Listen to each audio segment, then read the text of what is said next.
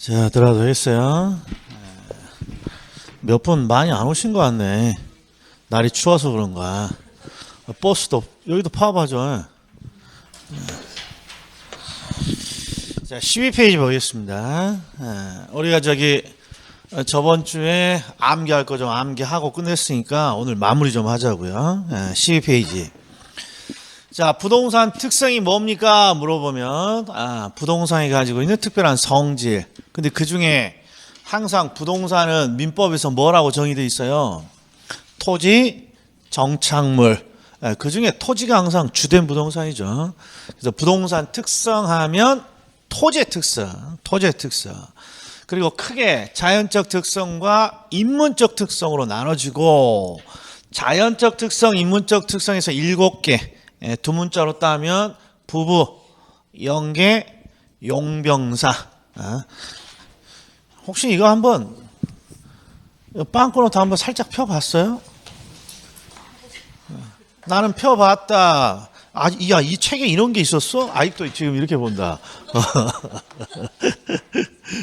자, 부부, 영계, 용병사. 암기하셔야 돼요. 부부, 영계, 용병사.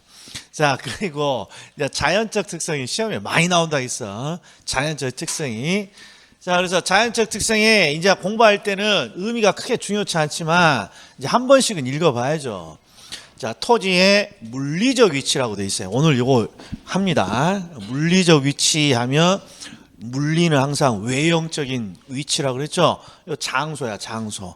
장소가 고정되어 있습니다. 그래서 우리가 일단 암기한 게 지역이 보입니다. 그러면 항상 찌뿌등, 지역, 부동성, 그리고 외부 효과, 외부 효과. 요 두 개 우리가 여기서 잘 나오는 거죠. 나머지 한번 볼게요. 자, 현장 활동, 임장 활동. 부동산은 장소가 고정되어 있죠. 장소가. 그래서 움직이지 못하는 거죠. 따라서 항상 현장에 우리가 출동을 하죠. 이게 현장 활동. 임장은 현장에 임한다. 똑같은 현장이고. 그 다음에 동산과 부동산의 구별 기준, 이게 33회인가 나왔어요. 근데 요거 틀리신 분이 있어. 동산과 부동산의 구별 기준은 결국 움직이느냐 안 움직이느냐 그 차이니까 부동성이죠. 부동성. 그 다음에 부증성은 양에 대한 문제야. 양. 그래서 이게 지표 총량이라고 돼 있네. 지표 총량은 늘어나지 않는다.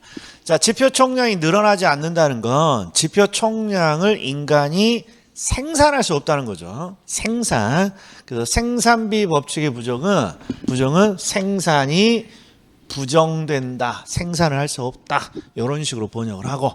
그리고 나머지 토지는 양이 늘어나지 않습니다. 그러니까 희소한 자원이죠. 그래서 알뜰살뜰 잘 쓴다. 집약적으로 이용하고 최유효로 이용하고. 그래서 찌읒 나오면 뭐 찾으라고? 부증성의 찌읒. 부증성의 찌읒. 그리고 희소한 자원이죠. 양이 늘지 않는 희소한 자원이니까 토지 가격이 비싸다. 이게 지가고죠. 토지 가격이 비쌉니다. 요 정도면 된다 이런 말이에요. 자, 그리고 영속성은 내용이 많기 때문에 항상 선암기를 먼저 했죠. 선암기. 감, 자, 가, 수. 그래서 감이 뭡니까? 그러면 감가가 부정된다. 토지는 영속적인, 소모되지 않는 영속적인 제한입니다. 감가가 안 된다는 거죠. 감가의 부정. 그 다음에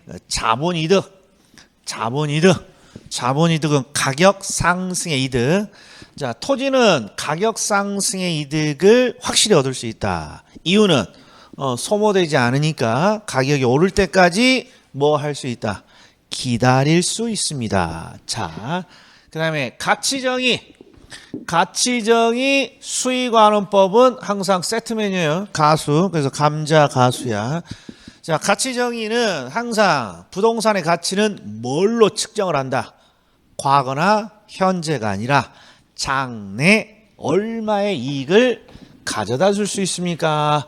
장래 기대이익으로 측정을 합니다. 그래서 이게 제일 많이 나온단 말이에요. 감자 가수. 그럼 나머지 거 한번 보자고요. 자, 부동산 관리가 중요합니다. 요거 한 31회 때가 나왔네요. 관리가 중요합니다. 자, 부동산 관리가 중요한 이유는 오래 써야 되니까. 얘는 왜 오래 씁니까? 그러면 소모되지 않으니까 오래 써야죠. 그 다음에 요것도 잘 나옵니다. 장기적인 배려. 장기적인 배려. 이 배려란 말 때문에 질문이 가끔 오는 건데, 이 장기적인 배려라는 건 장기, 부동산 활동을 할 때는 먼 미래, 결국 먼 미래를 반영해야 된다라는 거죠. 이게 즉 미래 예측이 부동산 활동에 녹아들어 있다라는 거죠. 뭐 대표적인 게 뭐 재건축 부동산 보세요. 다 쓰러져가는 부동산이지만 재건축이 결정이 되면 갑자기 가격이 오르잖아요. 왜? 미래가 반영되어 있는 거죠. 미래가. 이런 걸 우리가 장기적인 배려, 장기적인 고려 이렇게 말하죠. 자, 그리고 요건 최근에는 잘 안 나오는데 그냥 한번 들어보세요. 우리 저기 빵, 우유, 커피 이런 것들을 우리는 소모성 자산이라고 그래요. 소모성 재화.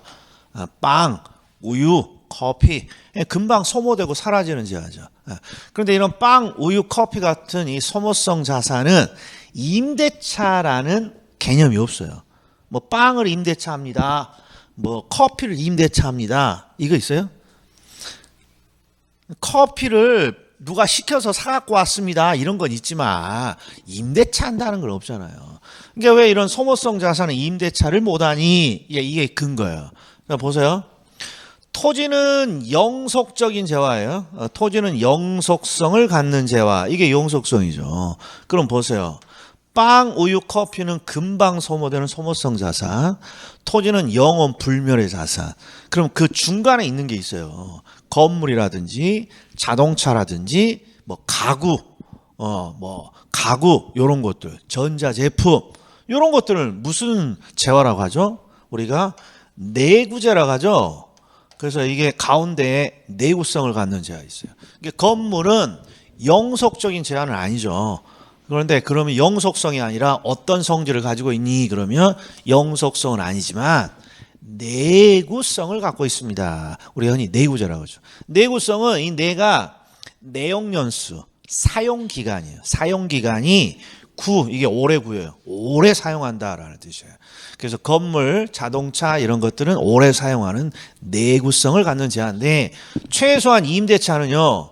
토지같이 영속적이거나 내구재거나 이 둘 중에 하나의 성격을 갖고 있어야 임대차 시장이 발달해요. 왜?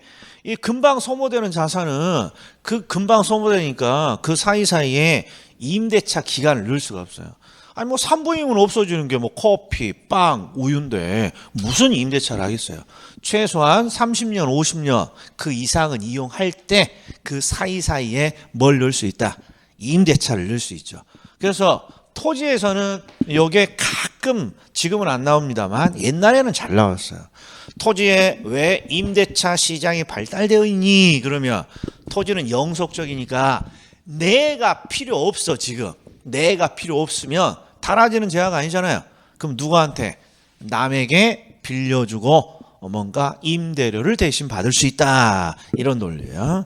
그래서 중요한 건 감자, 가수. 자, 그 다음에 개별성은 다 다르다라는 거죠. 그래서 이것도 한번 보세요. 물리적 측면에서 이렇게 적어주세요. 물리적 측면에서. 그럼 물리적 측면이라는 게 무슨 측면이에요? 항상 물리가 나오면 외형적인 측면이라고. 외형적인 측면에서 동일할 수 없습니다. 다르옵니다. 이게 개별성이죠. 그래서 대체성과 유사성이 부정됩니다. 요건 그냥 연상이 되고 일문일가법칙. 자, 일문일가는 하나의 물건은 하나의 가격 수준을 갖는다는 거예요. 하나의 가격 수준. 예를 들어볼게요. 라면을 사러 마트에 갑니다. 그러면 라면의 종류가 어마무시하게 많죠. 뭐 진라면, 뭐 신라면, 뭐 오뚜기. 그런데 비슷한 가격 수준이 있죠. 어느 정도 가격 수준. 요새는 라면이 올라서 한 개당 한 1,100원? 라면 먹어 안 먹어? 건강을 위해서 라면 안 먹어요? 예전에는 한 1,000원, 900원대에서 지금 올라서 이제 보통 1,100원대 수준 있잖아요. 1,100원대. 이런 것처럼 하나의 물건은 하나의 가격 수준을 갖고 있다라는 게 일물일가의 법칙이에요. 근데 자, 강남의 토지하고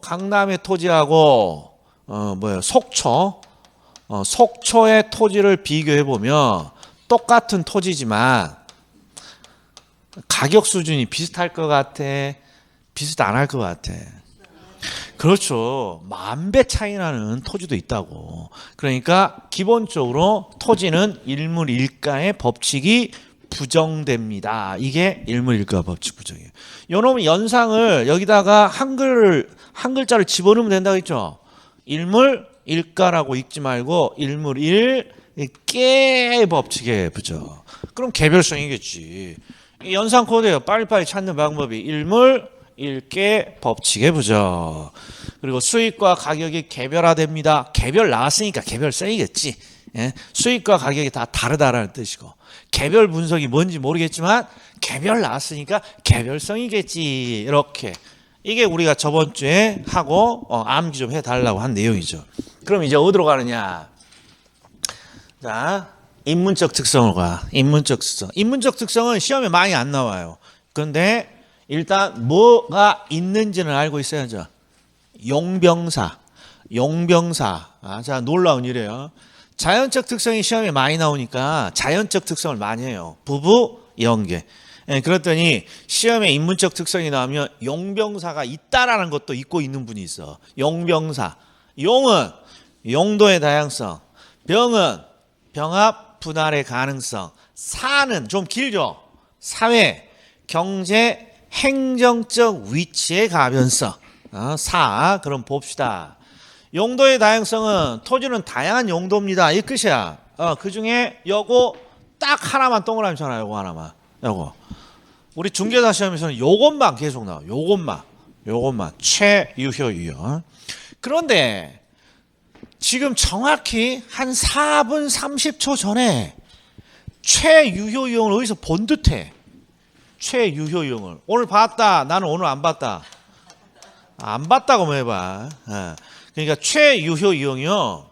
이게 부동산 하기서는 진짜 중요한 개념이에요. 그래서 우리가 주관식 이렇게 시험에서는 최유효 이용이 안 나올 데가 없어요. 근데 객관식 시험에서는 낼 게 없어. 그래서 객관식 시험에서 내는 건 토지는 항상 최유효 이용을 해야 한다는 거야. 그런데 왜 그래요? 라고 이유를 물어보면 첫 번째가 부증성이야. 토지는 양이 늘어나지 않아요. 따라서 희소한 자원이니까 최유효, 가장 유효한 이용을 찾아내야 돼요. 일단 이거 하나예요. 그런데 하나를 더 들면 뭡니까? 그러면 이게 용도의 다양성이에요. 용도의 다양성. 네, 보세요. 자, 나는 돈이 집에 가면 우리 집에는 돈이 널려 있다. 돈이 많지 않다. 막 서랍에도 막 1,000만 원 들어가 있고, 뭐 서랍도 오른쪽에 있는 서랍 열면 막 1억 막 5만 원 달러로 묶어 있고, 그럴 일은 없죠. 그런 사람들 있으면 사기꾼이지, 그런 사람. 자, 아무튼 돈이 대부분 제한돼 있죠. 그런데 문제는 돈은 제한돼 있는데 뭐는 많아. 쓸 때는 너무 많다는 거 아니에요. 그러면 항상 제한된 소득으로 어디다가 지출을 해야 잘했다고 소문날까라고 항상 연구를 하죠. 이게 합리적인 소비자죠. 그것처럼 부동산 토지도 사람들이 대부분 하나 정도 가지고 있다. 하나. 가지고 있어도 하나. 그런데 용도는 어때? 다양하게 쓸 수 있다고. 그러면 내가 가지고 있는 토지는 하나인데 용도가 다양하다면 거기서 뭘 찾아내야 돼요? 그렇죠. 최유효 이용을 찾아내야죠. 그래서 자연적 특성에서는 부증성이 근거가 되고, 인문적 특성에서는 용도의 다양성이에요. 우리 시험은 이쪽이 9번 나오고 애가 1번 정도 나와요. 그래도 하긴 해야죠. 나오니까. 그래서 인문적 특성에서는 최유효 이용이 잘 나와요. 연상 코드는 최 하는 순간 찌읒 보여. 그러니까 부증성이야. 근데 유 하면 뭐 보여? 이응 보여? 용도의 다양성이야. 그러니까 부증성, 그 다음에 유의 이응, 용도의 다양성. 그리고 요거는 한번 가볍게 보죠. 토지의 이행과 전환은 어디서 봤냐? 여기서 봤어. 후보지와 이행지 보면 대분류 상호 간의 토지의 이행, 용도의 이행이죠. 용도의 이행, 용도의 전환. 그러니까 이 토지의 이행과 전환은 용도가 생략되어 있지만 용도의 변화야. 용도의 변화. 후보지도 용도가 변화되고 있다는 뜻이고, 그러니까 용도가 변화된다는 뜻은 결국 용도가 다양하다는 뜻이죠. 아무튼 우리 시험에서는 최유효 유형이 중요해요. 찌읒 부증성, 이응 용도의 다양성. 자, 그리고 병합 분할의 가능성은 뭐죠? 토지는 병합될 수도 있고 분할될 수도 있습니다. 그리고 요게 재작년 평가사 기출이야. 이해되는지 한번 보세요. 토지의 면적의 증감은 토지의 가치를 변화시킵니다. 이게 당연한 소리죠. 토지의 면적이 적정하냐, 토지의 면적이 너무 협소하냐, 너무 넓냐, 이런 게 토지의 가치를 변화시키겠죠. 이것도 평가사 기출이에요. 우리 시험에는 나온 적 없어. 그냥 한번 가볍게 읽어요. 자, 그 다음에 요 놈이 좀 어려워. 자, 우리가 암기하고 있는 코드는 용병사야. 용병사. 그리고 사가 뭐니? 그러면 요거죠. 사회, 경제, 행정적 위치, 이렇게. 그런데 이게 너무 기니까 출제자들이 어떤 식으로 내기도 하냐? 이걸 인문적 위치라고 내기도 해요. 인문적 위치. 그 이거 중요해. 중요해. 한번 봅시다. 위치가 두 가지 뜻을 갖고 있어요. 위치가. 하나는 위치가 장소라는 뜻이에요. 장소라는. 예를 들어서 일산 방문각의 위치가 어디냐 그러면 장소를 묻는 거잖아요. 찾아오려고. 이런 위치가 있어. 우리가 제일 익숙하지. 근데 이 장소라는 개념 말고 위치가 중요도라는 내용도 있어요. 예를 들어볼게요. 자, 내가 회사를 다니면 너 회사에서 친구가 물어봐. 너 회사에서의 너의 위치가 어디냐? 그럼 이 장소를 묻는 건 아니잖아요. 또 미스터 구한테 물어봐. 너는 집에서 너의 위치가 어떻게 되니? 그러면 이 장소를 물어보는 건 아니잖아요. 그러니까 대부분 이 위치가 두 번째 개념이 중요도야. 정확히 말하면 너가 하는 일, 너의 직급 이런 걸 또 나타낼 때가 있어요. 예를 들어서 뭐 집에서 미스터 국에 너의 위치는 어떻게 되니? 그러면 저는 애가 있으니까 아빠예요. 그리고 제가 일을 하니까 제가 가장이에요. 이런 것들이죠. 회사에서는 어떤 일 하니? 직급이 뭐니? 이런 거고. 자, 이게 다르다고. 이게. 그런데 여기서 말하는 요 위치는 중요도란 말이야. 그래서 해석이 인간이 부여한 위치야. 인간이 부여한 위치. 그리고 인간이 부여한 위치를 사회, 경제, 행정적 위치로 다시 세분되는 거야. 그럼 제가 사례를 한번 보죠. 우리 밑에 편의점이 딱 가서 커피를 하나 딱 뽑아, 커피. 그리고 사장님한테 물어봐. 사장님, 이 커피에 인문적 위치가 뭐예요? 얼마예요? 이렇게. 예? 뭐 감화? 그러면 편의점 사장님이 뭐라고 했어? 커피의 인문적 위치? 아침에 추워 죽겠구만. 재수없다 이 자식아 나가라. 이렇게 말할 거 아니야. 인문적 위치라는 게 가격 같은 게 대표적인 거예요. 가격은 누가 만들어? 인간이. 이런 걸 인간이 부여한 중요도 이렇게 부르는 거예요. 그리고 경제적인 측면의 중요도겠죠. 그래서 사례를 한번 만들어 볼 테니까 이거 하나만 기억해 보세요. 자, 내가 이렇게 주택에 살고 있는데 우리 집 주택 옆에 갑자기 지하철역이 들어온다고 오늘 발표가 또 지하철역이 들어온다고. 그럼 일단 어떤 게 먼저 딱 상상이 돼요? 우리 집 난리 났죠? 뭐가 올라?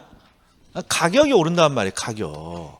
요 가격을 뭐라 부릅니까? 이런 게 인간이 부여한 중요도란 말이에요. 그리고 이걸 사회, 경제, 행정의 측면에서 나누면 가격이니까 당연히 경제적인 측면의 중요도, 경제적 위치라고 한단 말이에요. 그래서 마트에 딱 가서 커피 딱 들고 사장님 이거의 인문적 위치가 어떻게 돼요? 그럼 사장 몰라. 그런데 조금 더 디테일하게 경제적인 측면의 위치가 어떻게 돼요? 그러면 센스 있는 사장님은 경제? 그럼 대충 가격일까? 그냥 2,000원 내놓고 가라. 그럼 2,000원 내놓고 가면 된다고. 인문적 위치, 경제 위치. 자, 그리고 또 봐. 여기 들어오니까 뭐가 필요하냐? 도시계획이 변경돼야 돼. 도시계획의 변경. 그럼 도시계획의 변경은 어떤 중요도가 변화된 것 같아? 이 세 개 중에. 그렇죠. 행정 또는 법적인 측면의 중요도가 변화됐다. 이렇게 말해야죠.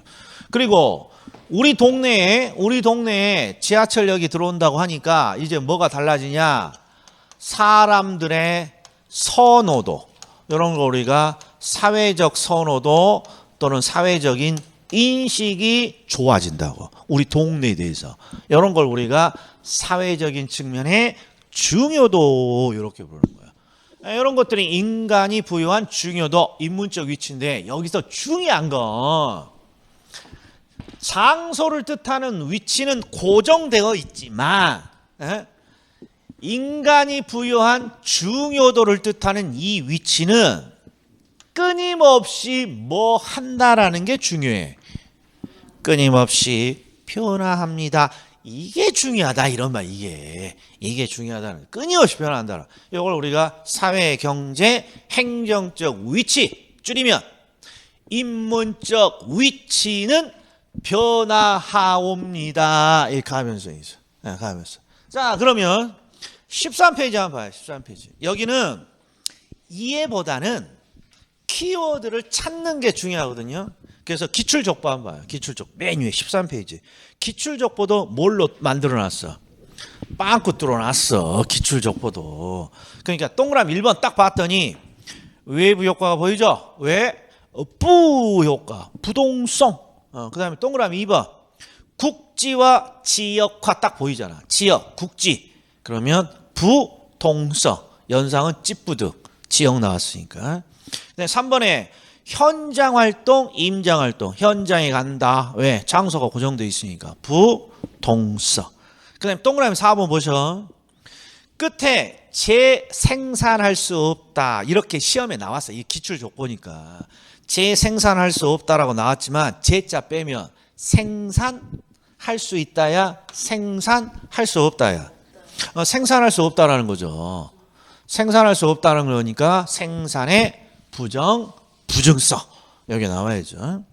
그 다음에 집약 최유효용 찌읒 바로 보이죠? 부증성. 이거 작년 기출이고. 그 다음에 6번. 자, 가치를 평가는 직접 하는 법인데 가치 정의 이게 중요한 게 아니라 가치의 기억만 나와도 그냥 다 영속성이야. 감자, 가수 뭔지 모르지만 영속성이야. 영속성은 6번 미래 수익을 가정하는 가치. 그 다음에 7번 물리적 감가상각이 배제됩니다. 감가의 배제, 감가의 부정의 다른 표현이죠. 감가의 부정. 그러니까 영속성. 자, 그 다음에 8번 잘 나옵니다. 요거 보세요. 모의고사 잘 나와요. 모의고사에. 소모를 전제로 하는 재생산 이론이나 사고방식을 적용할 수 없다. 이렇게 보면 뭐 재생산 이론 이런 걸 떠올리는데 이런 걸 떠올리지 말고 소모를 전제로 하는 이론, 소모를 전제로 하는 사고방식을 적용할 수 없다는 거예요. 왜? 소모되지 않으니까. 소모되지 않으니까 소모를 전제로 하는 이론이라든지 사고방식을 적용할 수 없습니다. 그러면 영속성. 자, 9번은 딱 보이네. 자본 2, 영속성, 감자, 가수. 그 다음에 개별성. 자, 10번. 표준화가 어렵고 대체 가능성이 낮다. 일단 대체 가능성이 낮다라는 건 대체 가능성이 부정된다. 개별성이겠죠. 표준화 봐봐. 표준화. 요거 부동산에서 가끔 나와. 표준화. 자, 표준화라는 게 뭐니? 상품의 표준화라는 게 뭐니? 그러면 우리가 콜라, 마트에 가서 콜라를 삽니다. 그러면 이런 거 떠올라요? 그림이 개떡 같아서. 이런 1.5리터짜리 PT병 떠올라? 난 콜라 안 먹어서 난 모르겠어. 그러면 봐. 바카스는 먹겠지. 아니야, 바카스도 안 먹을 수 있어. 소주는 먹겠지. 소주병 이렇게 목이 길어, 목이 짧어. 왜 소주도 안 먹어? 이런 게 표준화예요. 자, 우리 요새는 제품을 공장에서 찍어내기 때문에 형태가 규격화되어 있어요. 소주, 그럼 이런 파란색의 목이 긴 병. 코골라, 그럼 1.5리터. 이렇게 뭔가 딱 표준화, 규격화되어 있죠. 이런 걸 표준화되어 있다고요. 근데 부동산은 다 다르다고 취급되는 거니까 개별적이니까 표준화가 안 되고 표준화될 수 없고 대체 가능성도 낮다. 그 다음에 11번 일물 1 뭐라고 읽어?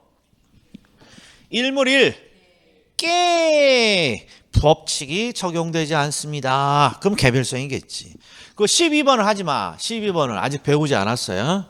어려운 내용이죠. 작년 기출이거든요. 어려워. 자, 그리고 인문적 특성에서는 딱 하나만 하라고. 딱 하나만. 기출적보에서. 동그라미 1. 최유효 유용 나왔으니까 부증성이 먼저야. 근데 부증성 넣으려고 봤더니 땡땡에 땡땡땡이가 안 맞잖아. 용도의 다양성. 용도의 다양성. 용도의 다양성. 요새는 강의가 이제 본격적으로 시작되니까 오히려 질문이 줄어. 강의 들어가기 전에 뭐 정답이 어디 있어요? 책 뭐 사야 돼요? 난리 하더니 강의 딱 들어가니까 조용해요. 안 본다는 거야. 이게 어디 있는지도 몰라. 나중에 이거 안 팔아. 따로 복사해야지. 잃어버리면. 그러면 이거 나중에 없으면 이게 라면 받침대나 어디 썩어. 이게 그 주방에 있어. 반드시. 주방에. 자, 그러면 1번 하나 체크하고 3번 하나 봐봐요. 3번. 이게 이제 우리 시험 기출은 아니고 평가사 기출인데 도시계획의 변경, 공업단지의 지정 등 도시계획의 변경, 공업단지의 지정 등은 위치의 가변성인데 이게 뭔가 변화됩니다. 그럼 그 위치가 어떤 위치야? 인간이 부여한 중요도, 인문적 위치를 말한단 말이에요. 여기는 생략이 돼 있는 거죠. 인간이 부여한 중요도, 인문적 위치의 가변성. 그런데 그 중에 어떤 위치의 변화입니까? 그럼 이 셋 중에 뭐에 대한 변화냐고 물어보는 거예요. 이거는 한 번이라도 안 보면 절대 못 맞추는 지문이에요. 자, 도시계 공업단지니까 뭘로 해야 돼? 어디로 가야 돼? 도시계 어디서 배워? 상곤이 형이 가르쳐? 내가 가르쳐? 우리 고니 형이 가르치잖아. 도시계 공업단지 어디서 배워? 공업단지 지정. 고니 형이 가르치잖아. 이쪽으로 와야지. 이쪽으로. 법이든 행정이든 바로 그걸 말하는 거예요. 위치의 가변성, 인간이 부여한 중요도 중에 사회, 경제, 행정적인 위치 셋 중에 그렇죠. 행정적 위치로 가야죠. 그래서 인문적 위치라고 암기 안 하고 용병사 이렇게 암기하는 거예요. 사가 사회, 경제, 행정 요 구분하라는 거니까. 자, 그럼 끝났니? 아직 안 끝났어. 한 장을 넘겨봐. 자, 이제 맨날 틀리는 게 있어. 맨날 틀리는 게 나오면 아주 그냥 골치 아프고 그게 바로 14페이지에 주의해야 될 내용이에요. 주의해야 될 내용. 자, 1번과 2번을 딱 보면 위치가 계속 나와. 위치가. 이게 헷갈려 죽는 거야. 위치. 그런데 크게 물리적 위치는 외형에서 판단되는 위치죠. 그러니까 이 위치는 분명히 장소를 뜻해. 장소를 뜻하는 위치야. 그리고 지리적 위치는 딱 봐도 장소지. 지리적 위치는. 자, 물리적 위치는 외형적으로 판단되는 위치니까 장소고요. 장소는 절대 안 변해. 절대 안 변하니까 절대적인 위치 나오면 다 장소예요. 그리고 장소는 고정되어 있다. 끊임없이 변화된다. 고정되어 있다. 이게 핵심이야. 이게 물리적 위치, 그 다음에 지리적 위치 나오면 장소니까 야, 부동산은 장소가 고정되어 있지. 그런데 인문적 위치는 장소가 아니라 인간이 부여한 중요도. 인간이 부여한 중요도. 그리고 인간이 부여한 중요도라는 건 끊임없이 변화될 수 있는 거예요. 계속해서 고정되어 있는 거예요. 끊임없이 변화됩니다. 이렇게 돼 있는 거죠. 그리고 끊임없이 변화하니까 상대적인 위치예요. 어떤 지역이냐에 따라서 중요도가 다르고 시간에 따라 다르고 사람에 따라 항상 상대적으로 중요도가 판단되니까 상대적 위치예요. 자, 그런데 나는 이 둘 중에 하나만 하겠소. 그럼 무조건 여기다가 별표 쳐놔. 여기다가 이거라도 해야 돼. 이거라도. 이게 무슨 뜻이니? 글을 딱 읽다가 글을 쭉 읽다가 갑자기 인문적 위치, 상대적 위치가 나와. 인문적 위치, 상대적 위치. 그럼 인간이 부여한 중요도죠? 그러니까 뒤쪽에는 항상 뭐라고 적어져 있어야 되냐? 끊임없이 고정돼 있다고 해야 돼? 변화된다고 해야 돼? 요 두 글자를 찾아야 되는 거야. 요 두 글자. 글을 읽다가 인문적 위치가 나와? 그럼 무조건 논점이 뒤쪽에 변화된다고 적어져 있냐? 고정되어 있다고 적어져 있냐? 이걸 지금 설명하는 거야. 그래서 2번에 별표야. 2번. 또 봅시다. 이번에 물리적 공급이 있고 용도적 공급이 있어. 물리적 공급은요. 외형적으로 공급된 양이니까 이걸 지표 총량을 뜻하는 거예요. 지표 총량이라는 건 요건 사각형인데 요 지구예요. 지구의 지표 총량을 말하는 거예요. 그 지구의 지표 총량은 인간이 늘릴 수 있다, 인간이 늘릴 수 없다. 인간이 늘릴 수 없죠. 그래서 지표 총량을 공급하는 것은 가능한가요? 불가능한가요? 그러면 인간이 할 수 없어요. 불가능이야. 그런데 중요한 건 이 제한된 지표 총량을 인간들은 다양한 용도로 쓰고 있어요. 주거, 상업, 공업 이렇게 다양한 용도로 쓰고 있어. 그리고 용도적인 측면에서 공급을 찾아봅시다. 그러면 이게 사례야. 상업이라는 용도적인 측면에 토지의 공급이 가능합니까? 이렇게 물어보는 거야. 그럼 여기는 뒤에 뭐라고 돼 있어야 되냐? 여기는 가능하다고 줘야지. 용도적 공급은. 왜? 봐요. 상업용 토지가 필요해. 그럼 공급해야죠. 어떻게 공급하니? 그러면 공업용 토지를 뭘로 용도를 바꿔? 상업용으로 용도를 바꾸면 공급할 수 있죠. 용도적인 측면에. 그 주거용을 또 용도 전환하면 뭔가 공급을 할 수 있고. 그래서 용도적 공급이라는 건 용도를 변화시켜서 토지의 양을 공급하는 거예요. 그래서 그냥 딱 한마디로 정의하면 용도 변경을 뜻하는 용어예요. 이게. 예, 그럼 봐. 물리적 측면의 공급은 인간이 할 수 있나요? 할 수 없어. 지구의 지표 총량을 어떻게 늘려? 불가능이야. 근데 용도적 공급은 뭐라고 표현한다고? 용도 변경. 쉬운 표현을 하면. 그러면 용도 변경을 인간이 할 수 있습니까? 그러면 뭐라고 해야 돼? 가능하다. 그래서 둘 중에 하나만 또 찍습니다. 그럼 요놈은 조금 전에 인문적 위치보다 더 많이 나와. 거의 2년에 한 번씩 나와. 2년에 한 번씩. 작년에 안 나왔어. 그러면 올해 나와. 100% 용도적 공급. 어딘가에는 있어요. 이거. 용도적 공급. 그래서 주의할 내용 중에 중요한 거 두 개를 딱 들면 2번. 인문적 위치. 인문적 위치는 뒤쪽에 항상 뭐라고 돼 있어야 돼요? 변화한다. 이렇게 돼 있어야 되고. 그 다음에 4번. 글을 읽다가 용도적 공급이 나오면 뭐 하신다는 거야? 더럽게 어렵게 표현해놨지만. 용도 변경한다는 뜻이야. 용도 변경. 그럼 용도적 공급은 인간이 할 수 있나요? 할 수 없나요? 그러면 가능하다. 이렇게 해주면 되는 거죠. 용도 변경을 할 수 있는 거니까. 그래서 2번, 4번이 중요해. 2번, 4번. 그런데 아직 멀었죠? 5번, 6번. 자, 5번, 6번은요. 최근엔 잘 안 나와. 이거 나온 지 벌써 12년이 다 돼. 12년. 그런데 어디서는 나와? 모의고사에서는 꼭 한 번씩 내. 그러니까 한번 들어봐요. 자, 제가 여기 가로를 쳐놨어. 이렇게. 여기까지 가로를. 이게 실제 시험은 어떻게 나오냐? 그럼 이렇게 나와. 바다의 매립, 산지의 개가는 부증성의 예외라고 할 수 없다. 우리가 제일 싫어하는 표현이야. 뭐가 아니라고 아니할 수 없다. 뭐 이런 그지 같은 표현이야. 에? 부증성의 예외라고 할 수 없다. 이게 뭔 소리냐? 이게 준비 안 하면 이게 못 맞춰. 그래서 요걸 일단 하지 말고 요거부터 봐. 부증성의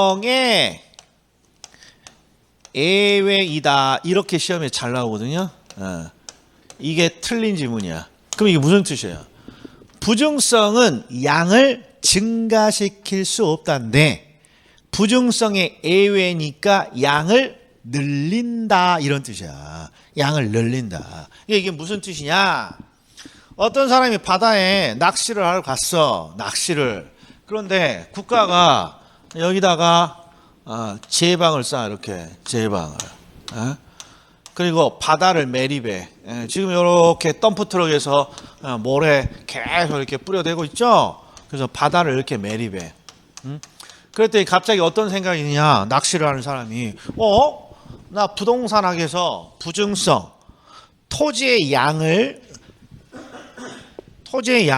만들어낼 수 없다고 했는데 이거 지금 새로운 토지를 만들고 있네. 바다를 매립해서.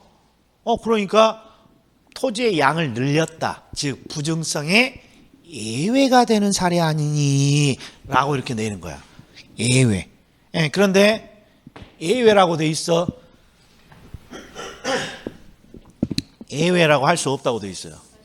예외라고 할 수 없다 이렇게 돼 있다고. 예외라고 할 수 없다. 그러니까 이게 무슨 뜻이냐? 이 바다의 매립은 새로운 토지를 만들어내는 사례가 아니에요. 왜? 봐봐. 요 매립을 하기 전에 바닷물이 둥둥 떠다니고 있어. 어디 위에 있어? 토지 위에 있잖아. 토지. 그러니까 이 바다의 매립은 토지를 새롭게 만든 게 아니라 기존에 쓸모 없었던 요 바다의 토지. 아유 강의하기 싫나 보네. 딱 40분 했는데. 쓸모 없던 토지를 쓸모 있는 농지 등으로 바꾸는 게 매립이란 말이에요. 그러니까 새로운 토지를 만든 거야, 용도를 변경시킨 거야. 용도를 변경시킨 거예요. 그래서 여기 적어져 있잖아요. 바다의 매립은 새로운 토지를 공급한 사례가 아니라요. 쓸모없던 밑바닥, 바다 속의 토지를 쓸모가 있는 농지 등으로 용도를 변경한 사례예요. 그러니까 토지를 새롭게 만든 건 아니에요 라는 거예요. 그리고 개간은 조금 더 쉽죠. 산지 개간은 대부분 뭘로 바꾸는 거야? 산지 임야를 농지로 개간하는 거라고. 임야를 농지로. 그러니까 쓸모가 적었던 임야를 농지로 뭔가 용도를 바꾸는 거예요. 용도를. 자, 그러면 이해는 됐어. 이해는 됐는데 뭐가 문제니? 시험장에 들어가서 이렇게 나온다고. 그럼 이게 맞는 소리냐 틀린 소리냐 한참 연구해. 그래서 내가 딱 결정해줘. 자, 자연적 특성이 나와. 부부 연계 중에 부증이 나왔어. 자연적 특성이야. 자연적 특성이 나오고 출제자가 물어봐. 예외 있나요? 예외 없나요? 이렇게 물어봐. 그러면 자연적 특성은 항상 예외 없어. 이게 연산 코드야. 영사. 예외 없다. 자, 그럼 바꿔봐. 자, 내가 이해가. 자, 부증성 대신에 부동성을 넣어봐.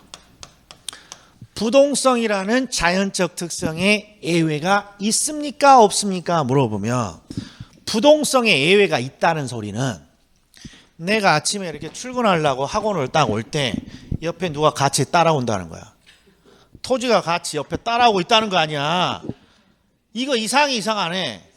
이거 무조건 이상하잖아. 그러니까 자연적 특성 중에 이렇게 명확한 부동성 같은 걸 안 주는 거야.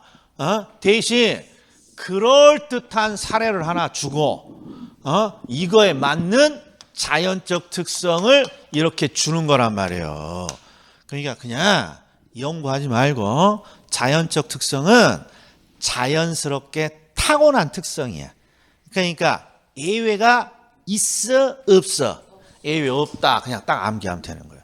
그래서 뭔지 모르지만 이렇게 쭉 주면 자연적 특성이네. 예외가 있냐 없냐 물어봤네. 예외 없다. 그냥 이것만 딱 보면 되는 거야. 앞에 이런 걸 무시하고. 그리고 예외가 없다라는 건 항상 적용돼, 항상 적용 안 되는 거야. 항상 적용되는 거라고. 이게 바로 이놈이에요. 자, 홍수 등으로 인한 토지의 유실, 그럼 포락지가 떠오르죠? 포락지가 되면 토지가 안 보여. 사라진 것처럼 보여. 근데 토지는 계속 존재하는 거야, 사라져 본 거야? 존재하잖아요. 하천 밑바닥으로.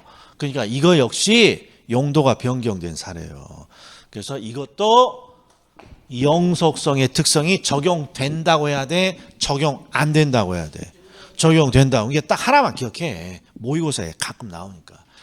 자연적 특성이 나온다. 그리고 물어봐. 예외 있습니까? 없습니까? 물어보면 예외 없어. 예외 없이 항상 적용된다. 이렇게 암기하는 거야. 지금은 잘 안 나와. 대신 뭐가 중요하다고요? 2번 인문적 위치가 나오면 항상 뒤에 끊임없이 변화한다. 4번 용도적 공급이 나오면 용도 변경을 말해. 용도 변경. 그러니까 뒤쪽은 항상 할 수 있다, 가능하다. 요 두 문구가 나와요. 가능하다.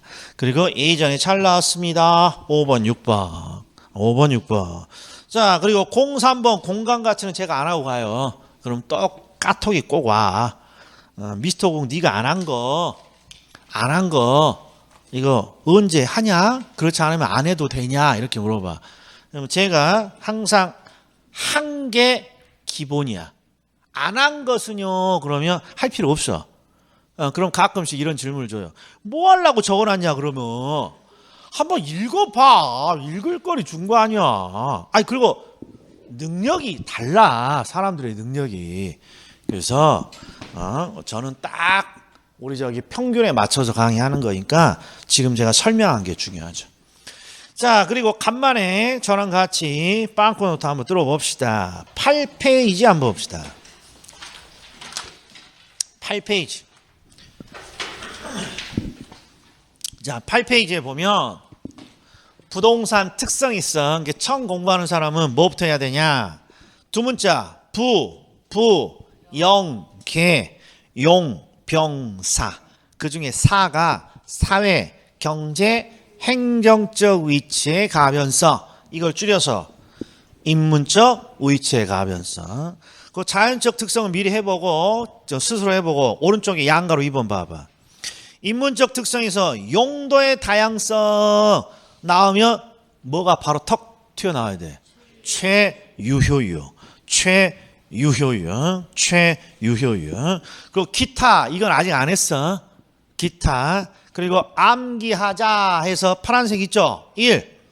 물리적 위치, 지리적 위치, 절대적 위치 나오면 이게 장소를 뜻해. 장소는 외형적으로 판단되는 위치, 물리적 위치고, 장소는 변해, 절대 안 변해. 그러니까 절대적 위치라고 한다고. 여기 나오면 다 장소야. 그럼 뒤쪽은 뭐라고 돼 있어야 돼? 고정되어 있다. 근데 인문적 위치가 나옵니다. 그러면 이건 장소가 아니라 중요도야. 인간이 부여한 중요도. 그럼 끊임없이 변화한다. 그 다음에 3번. 토지의 물리적 공급은 지표량의 공급이야. 인간이 할 수 있다, 인간이 할 수 없다. 이건 인간이 할 수 없어. 불가능이야. 그런데 4번. 토지의 용도적 공급 나오면 용도 변경이 나오면 뒤쪽에 뭐라고 돼 있어야 돼? 가능하다. 이 중에 2번, 4번 중요하다 그랬죠? 근데 여기는 체크하지 마. 다 해. 뭐 몇 쪽이나 된다고 뭘 얘기하고 있어. 자, 그리고 하나만 더 봐. 밑에 최유효 이용의 근거 두 가지. 오른쪽에 있는 거. 최유효 이용의 근거. 최유효 유형은 찌읒. 일단 뭐 나와야 돼? 부증성. 그러니까 이응. 용도의 다양성. 그러면 일장 총론이 딱 끝나는 거야. 어? 자, 일장 총론에서 제가 무려 주제를 4가지나 했어요. 요새 4문제가 나오니까. 자, 첫 번째는 제가 하나 들어드릴게. 부동산의 개념이 뭐니? 하나. 올해도 나와. 두 번째는 뭐 나와? 보지 말고, 책 보지 말고, 우리 진짜 쉬려고 하는 거니까, 쉴 때 한번 기억력을 상기해봐요. 뭐야? 두 번째는 토지의 용어, 토지의 분류. 토지의 분류. 세 번째는 뭐예요? 토지 뒤에 있는 거. 힌트. 뭐 주로 시작하는 애들이야. 자, 힌트. 이렇게 주택의 분류, 아파트 연립 다세대 이런 거. 요새 주택의 분류 잘 나온다고. 그러면 3개야. 그리고 마지막이 오늘 한 거, 부동산의 특성. 이렇게 되는 거예요. 자, 10분 쉬었다가 경제론 갑니다. 경제론.